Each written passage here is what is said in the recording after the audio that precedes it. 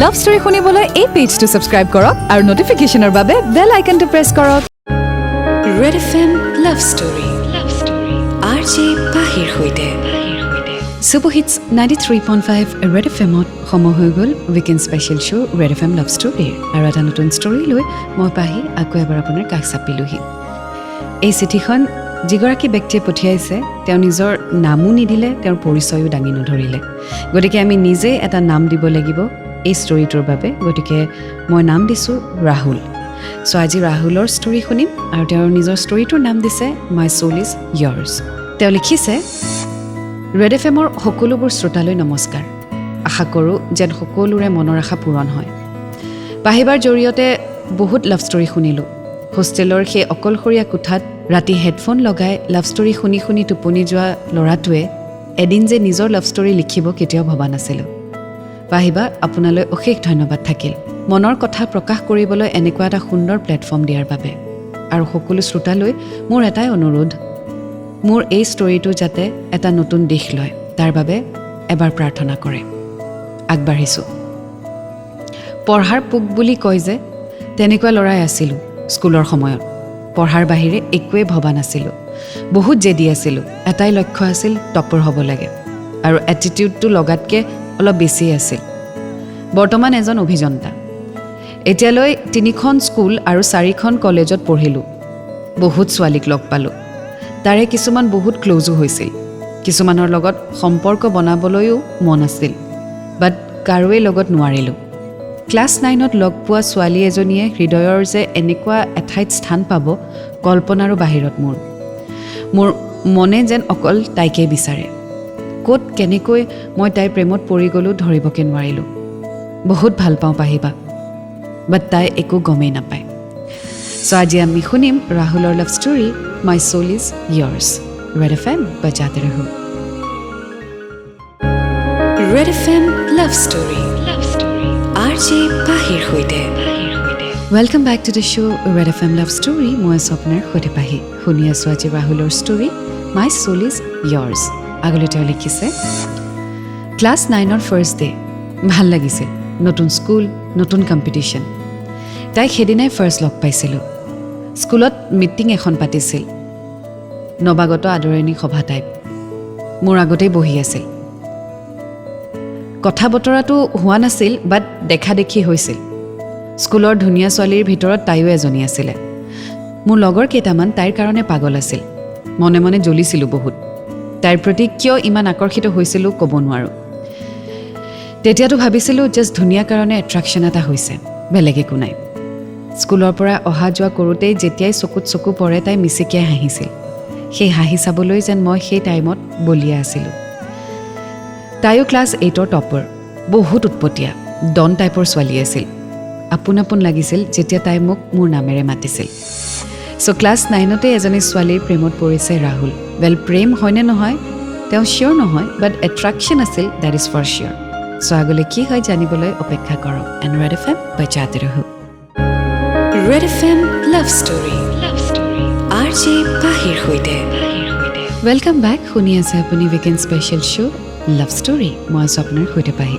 শুনি আছোঁ আজি মাই চ'ল ইজ ইয়াৰ্ছ ৰাহুলৰ ষ্টৰী। আগলৈ তেওঁ লিখিছে, তাইও যেন মোৰ প্ৰতি ইণ্টাৰেষ্ট দেখুৱাইছিল। নহ'বও পাৰে, মোৰ ধাৰণাহে হ'ব পাৰে, কিন্তু মোৰ ভাল লাগিছিল। যেতিয়াই তাই এডভান্স মেথছত হায়েষ্ট মাৰ্ক কোনে পোৱা বুলি সোধাত ছাৰে মোৰ নাম কৈছিল, পাগলৰ ভেষ ধৰি ভেকচিন প্ৰতিযোগিতাত পোৱা কিতাপখন আনিব যোৱাৰ সময়ত তাই খিলখিলাই হাঁহিছিল। খাবলৈ অনা চকলেটটো যেতিয়া মোৰ লগত ভগাই খাইছিল, মনৰ কথা ক'বলৈ মন গৈছিল, কিন্তু বাধা দিছিল ভাল ল'ৰাৰ টেগটোৱে। টপাৰৰ লগত যেন ভাল ল'ৰাৰ টেগটো মই ফ্ৰীতেই পাইছিলোঁ। ছাৰ বাইদেউসকলেও ভাল ল'ৰা বুলিয়ে জানিছিল। যদি তাই না কয়, যদি তাই টিচাৰক কমপ্লেইন কৰি দিয়ে, মোক কোনোবাই বেয়া বুলি কয়, ঠাট্টা কৰে, সেইটো মই সহ্য কৰিব নোৱাৰিম। আৰু সেইকাৰণে মই মোৰ মনৰ কথা তাইৰ আগত কোৱা নাছিলোঁ। আত্মসন্মানৰ খাতিৰত চব পাহৰিছিলোঁ। চ' যদিও ৰাহুলৰ মন আছিলে তাইক নিজৰ মনৰ কথা শ্বেয়াৰ কৰা বা কনফেছ কৰাৰ, বাট ছামহাও তেওঁ নিজকে কণ্ট্ৰল কৰিলে। আৰু সেয়া হৈছে ভাল ল'ৰাৰ টেগ বা তেওঁৰ ইগ' বা তেওঁৰ যিটো কলেজত বা স্কুলত যিটো ইমেজ, সেইটো যাতে ব্ৰেক নহয়। চ' আগলৈ কি হয় জানিবলৈ অকণমান অপেক্ষা কৰক। এণ্ড ৰেড এফ এম বজাতে ৰহো।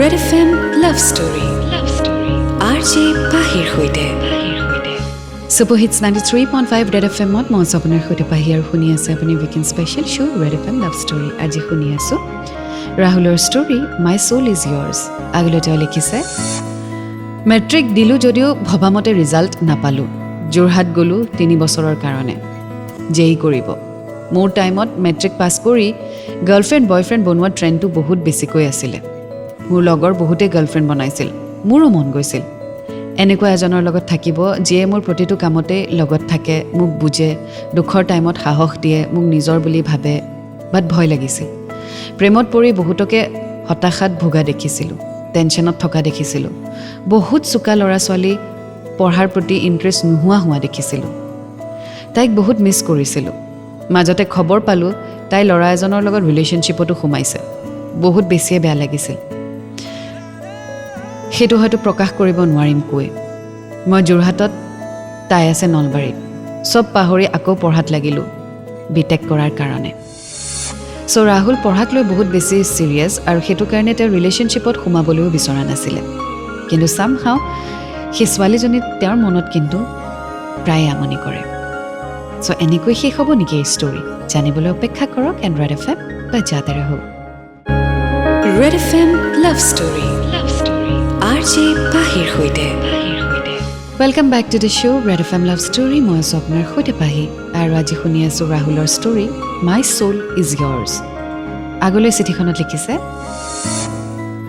সেই ক্লাছ 8ৰ টপাৰ ছোৱালীজনীয়ে HSত 2nd ডিভিজন পালে আৰু সেই খবৰটো মই পালোঁ এক্সাম বেয়া হোৱাৰ মূলতে আছিল তাইৰ প্ৰেম ক্লাছ কৰিব এৰি বয়ফ্ৰেণ্ডৰ লগত ঘূৰি ফুৰে দেউতাকে গম পাই হেনো তাইৰ মোবাইল ফোনো ভাঙিছিলে এইবোৰ কথা যেতিয়া লগৰবোৰৰ পৰা শুনো বহুত বেয়া লাগে পঢ়িবলৈ ইচ্ছা নোযোৱা হৈ যায় কামত মনেই নবহে তাইক মই ইমানেই ভাল পাই পেলাইছিলোঁ যে তাইৰ সন্মতি অবিহনেই তাইক মই নিজৰ কৰি লৈছোঁ মই FB ইনষ্টা ইউজ কৰোঁ যদিও ইমান এক্টিভ নাথাকোঁ এদিন হঠাৎ তাইক ইনষ্টাত পাই গ'লোঁ ফটো ৰীলৰ উপৰিও জাচুচৰ নিচিনা কমেণ্টবোৰো পঢ়িলোঁ ভাল লাগিছিল ইমান দিন মূৰত তাইক দেখিলোঁ আপোন মানুহজনক বাস্তৱত কেতিয়া লগ পাম তাকে ভাবি ৰাতি শুই থাকিলোঁ চ' বহুত বছৰৰ পিছত ছ'চিয়েল মিডিয়াত আকৌ ৰাহুলে তাইক দেখা পালে কিন্তু আফটাৰ ক্লাছ 9 তেওঁলোকে লগ পোৱাপুই কিন্তু হোৱাই নাই চ' HS পাৰ হৈ গ'ল মানে অলমষ্ট 3 years পিছত ছ'চিয়েল মিডিয়াত তাইক লগ পালে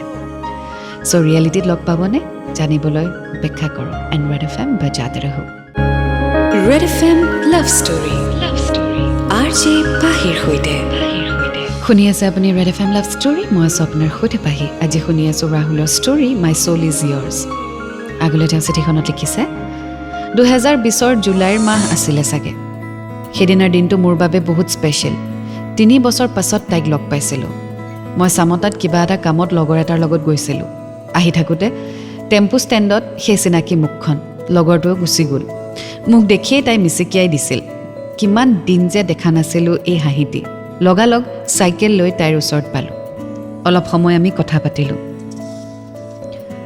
তাৰ মাজতেই গম পালোঁ যে তাই BSc নাৰ্ছিঙৰ কাৰণে কোচিং কৰি আছে মোক সোধাত ময়ো ক'লোঁ যে বৰ্তমান মই কোকৰাঝাৰত বিটেক কৰি আছোঁ এনেকৈ অকণমান সময় কথা পাতিলোঁ আৰু তেতিয়া ৰিয়েলাইজ কৰিলোঁ যে লগৰটো অলৰেডি গ'লগৈ মই তাইক যাওঁ বুলি কৈ পিছত লগ পাম বুলি তাৰ পৰা গুচি আহিলোঁ সেই দৌৰাদৌৰিত যে মোবাইল নম্বৰটো ল'বলৈও থাকি গ'ল সেইদিনাখন আহি তাইৰ কথাকে ভাবি থাকিলোঁ মনৰ মানুহজনীক 3 বছৰৰ পিছত অলপ সময়ৰ বাবে কাষত পাই আত্মহাৰা হৈ পৰিছিলোঁ চ' ফাইনেলি তেওঁ লগ পালে আফটাৰ 3 years কিন্তু যিখিনি ফিলিংছ ইমান দিনে ৰাহুলে লুকুৱাই থৈছে সেই ফিলিংছখিনি এক্সপ্ৰেছ কৰিবনে জানিবলৈ ৱেইট কৰক এণ্ড ৰেড FM বাজাতে ৰহো red FM love story RJ পাহিৰ সৈতে ছুপাৰ হিটছ 93.5 ৰেড এফএমত মই আছোঁ আপোনাৰ সৈতে পাহি আজি শুনি আছে আপুনি weekend special show' red FM love story শুনি আছোঁ ৰাহুলৰ ষ্টৰী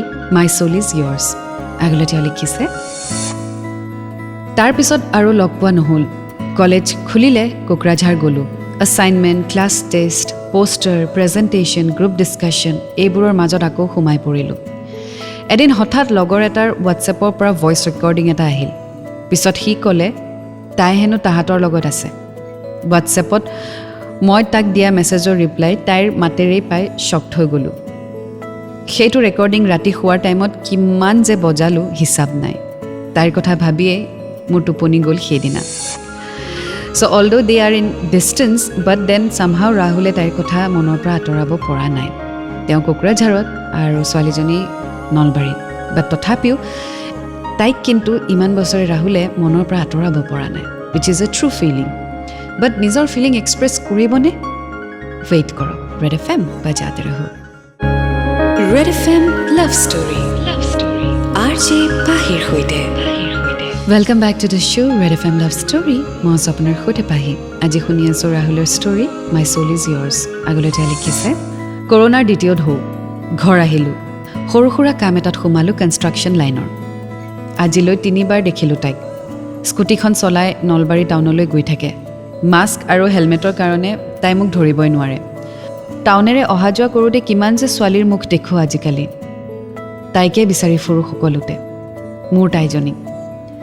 যদি তুমিও ৰেড FMৰ এই শ্ব' শুনি আছা, তোমাক এটাই কথা ক'ব বিচাৰোঁ যে ভাল পাওঁ তোমাক, অন্তৰৰ পৰা ভাল পাওঁ তোমাক, নিস্বাৰ্থভাৱে ভাল পাওঁ তোমাক, প্ৰথম দেখাৰ পৰাই ভাল পাওঁ তোমাক, সেই ক্লাছ 8ৰ পৰাই ভাল পাওঁ তোমাক, আৰু আজীৱন পাই থাকিম। ভয়তে কাৰোৱে নাম মেনশ্যন নকৰিলোঁ। আশা কৰোঁ তুমি শুনিবলৈ পাবা। থেংক ইউ ছ' মাছ পাহিবা for sharing my story. Thank you again.